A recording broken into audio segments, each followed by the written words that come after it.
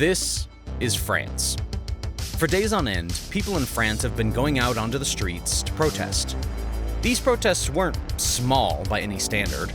Millions of people in tons of cities showed their anger at the French government. There was one big reason for this. France's President Macron decided to raise the minimum pension age from 62 to 64.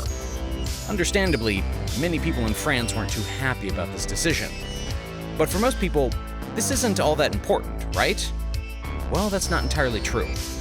When you look at the reasons behind this pension reform in France, you see that there's a huge underlying problem here.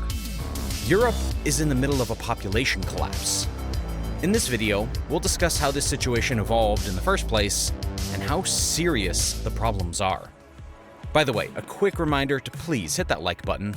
Whenever I show clips of any protests, YouTube doesn't like it very much. So videos may get suppressed, and that means your like plays a huge role in the algorithm, so videos get shown to other people. Thank you. Let's look at the pension reforms in France first, then we'll look into Europe as a whole. The entire situation illustrates perfectly well how problematic this population collapse really is. Like many other European countries, the French government has a mandatory state pension. This means that the government taxes people in the working age to provide pensions for people in the retirement age. This retirement scheme plays a big role in the much broader social security system in France. And this social security system is huge. The government spends around 15% of France's entire GDP on it. Social Security provides a lot of benefits, as it provides free healthcare and state pensions for everyone. But unfortunately, it's not sustainable. For a long time, the French government has run on a budget deficit. It spends more money than it collects in taxes. When you look at this chart, it becomes obvious that there's a problem. France's debt as a percentage of GDP has been rising for years. This means that its government's debt is growing at a faster rate than France's overall economy. Everyone can tell that this isn't a sustainable policy. Eventually, your debt is going to reach unhealthy levels. So the French government is looking at ways to prevent this from happening. A good way to do this is by cutting spending. The Social Security system, where the government spends 15% of the country's GDP, is one of the places to do this. It's a huge expense which the government can't afford, at least when you look at the debt figures. By raising the minimum pension age by 2 years, President Macron hopes to solve this issue. But let's take a look at the underlying problem here. Why is France's economy not able to afford its social security system in the first place? After all, the system was never designed to put France into a budget deficit. The idea was that the working taxpayers would always be able to pay for the retirees. But that's just not the case anymore. Apparently, France doesn't have enough income from taxes to put into its social security program. This chart explains it all. France's median age is rising at a very fast rate. It now sits at around 42 years old, which means that probably around half of France's population is older than 42. Now, this has some huge effects on the social security system. There are more elderly retirees and less tax-generating people of working age in the country. Back in the 1960s, France had 4 workers for every retiree. That number now stands at 1.7 workers per retiree. This means that there are less workers for the government to tax and more retirees for the government to pay for. Because of this demographic reality, France's social security system is running into deficits every year. After all, how can 17 workers realistically pay for the pensions of 10 retirees? The demographics of France are messing up its social security system. The only way forward being to raise the retirement age? You'll get more workers and less retirees, which will solve the problem in the short term. But obviously, this isn't too popular in France. As we've seen in the last few weeks, millions of people went onto the streets to protest this decision. Protesters clashed with police and started fires in the streets. So France's demographic problem is causing a lot of civil unrest. But what if I were to tell you that France isn't the only one? Germany, the United Kingdom, Italy, Spain, all of these other European countries are facing the same kind of challenges. This has one reason. Europe is aging very fast. Just like it did in France, this will cause some serious problems. Let's look at Europe's demographic crisis in more detail. When we're looking at demographics, one of the most important things to discuss is the fertility rate. That's how many babies every woman has on average. In most developed countries, you'll need on average 2.1 births per woman to keep the population stable. Guess what the number in Europe is? In 2021, it was 1.53. Just look at this chart showing the historic fertility rate in Europe. For decades, the numbers have been below the replacement level of 2.1. The fertility rate in Europe has been way too low for way too long. When we do the math, it's hard to deny that there's a problem here. With a birth rate of 1.5, every generation will shrink by 25%. We will dive into the reasons for all of this later, but first we need to realize how big of an issue this really is. With less and less people being born, the population is getting older and older. A lot of important systems can collapse because of this. Think about what's happening in France as an example. There are too many elderly and too few working people to keep the pension system working. All across Europe, there's a similar demographic imbalance. This has to do with the old age dependency ratio, the amount of people older than 65 compared to the amount of people younger than 65. On this chart, you can see that this ratio is increasing rapidly in Europe. In 2022, it was already as high as 33%. To put the math into words, there are only 3 people under the age of 65 for every elderly above this age. And bad news for Europe, this will only get worse as time goes on. In 2100, the old age dependency ratio is projected to be at 57%. In the future, there will be less than 2 younger people for every elderly person in Europe. This can cause the collapse of a lot of systems on the continent. Not only the European pension systems, but also their healthcare systems and financial systems will feel the effects of this. Let me break down the reasons for this. Older people don't work as much as younger people. In Europe, most people retire at the age of 64. Retirees don't produce things for the economy anymore. But they do need a lot of financial and social support. The elderly receives pensions and need to use things like the healthcare system. In France, we've seen that the pension thing doesn't work out if you don't have young people to support it. The French government needs to receive taxes to give out pensions to retirees. To collect those taxes, you need people under 65 who are driving the economy forward. With the healthcare system, it's exactly the same. To have a functioning healthcare system, you need doctors and nurses. Most of the time, those people are under 65.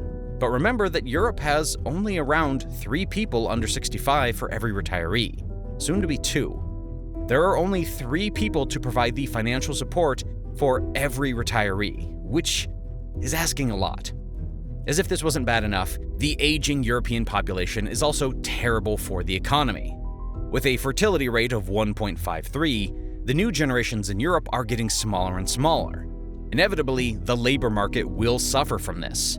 25 years from now, the labor market could get really tight as there will be fewer Europeans who want to take a job. When companies can't find people to work, well, they move away.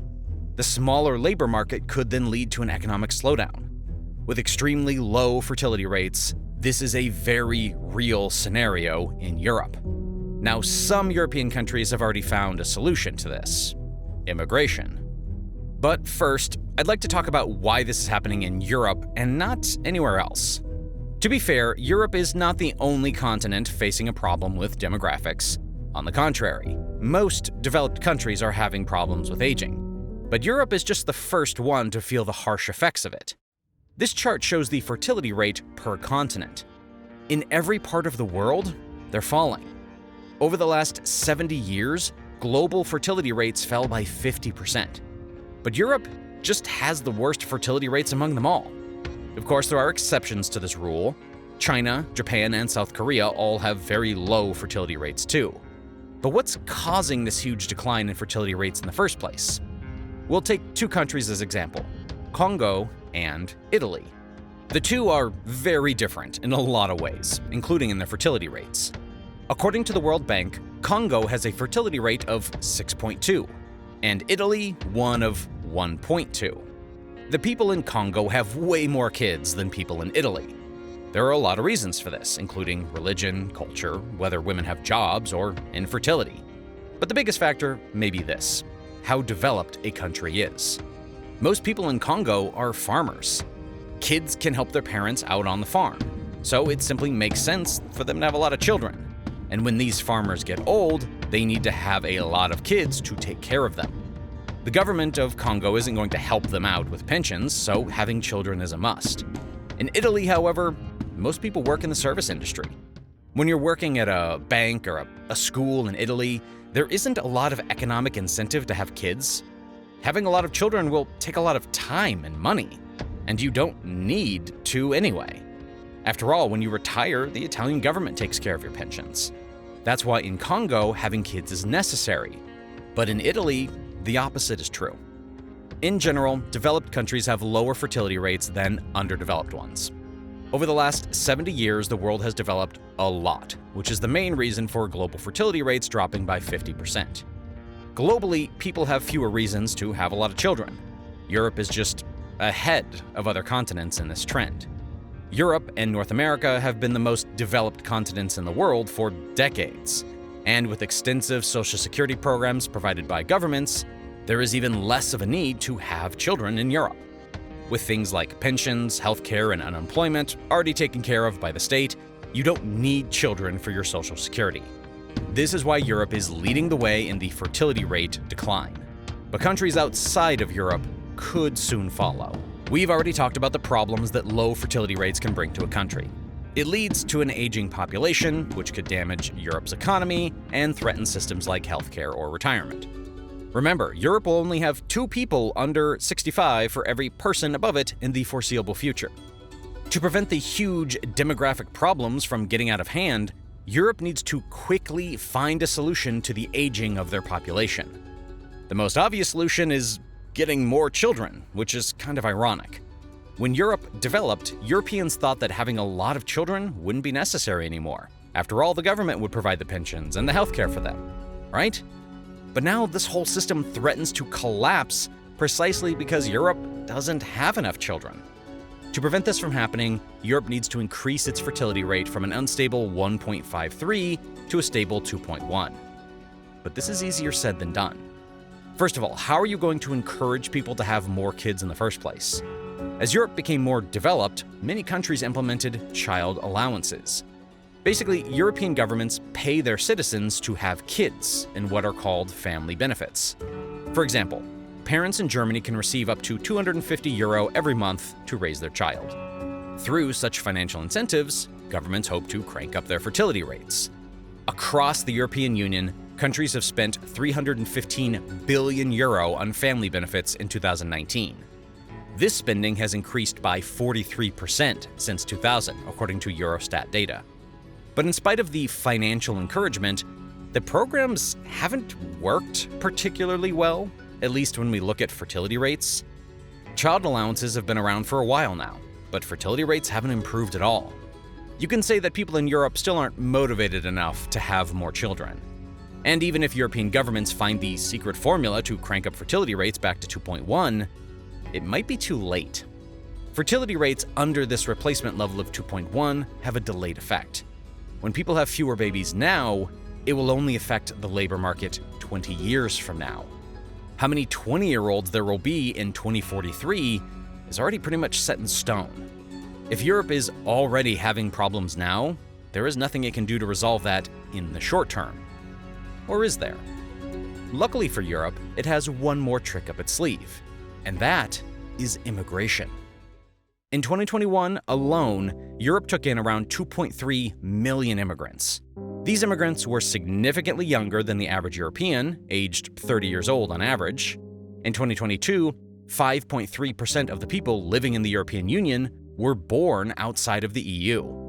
It's clear what the strategy here is. Europe wants to take in young immigrants to fill up the gaps in the labor market.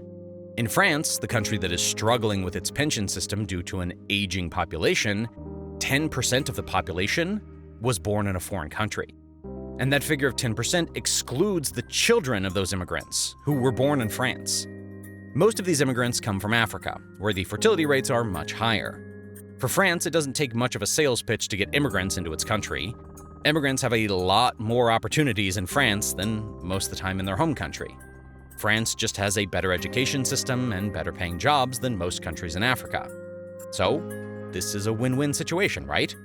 France gets the young people they need for their labor market, and the immigrants get a brighter future for themselves. But every solution has its pros and cons. Not everyone in France, and in Europe more generally, are happy with mass immigration. Some more conservative political parties are afraid that a large foreign population has some negative effects.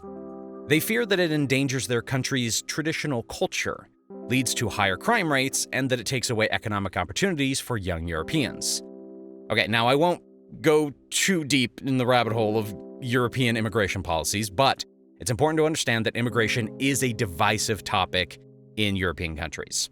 Some political parties see immigration as a solution to the aging problem, but other political parties think the negative effects far outweigh the positive effects of immigration.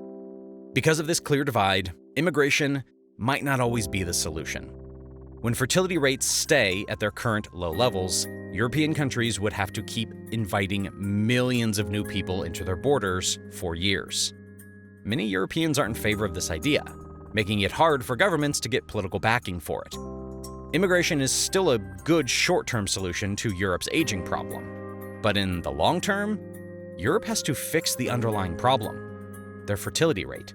Unfortunately, I don't have a magic solution to fix this issue, but Europe has to figure it out fast. Otherwise, the protests in France can escalate into something much bigger.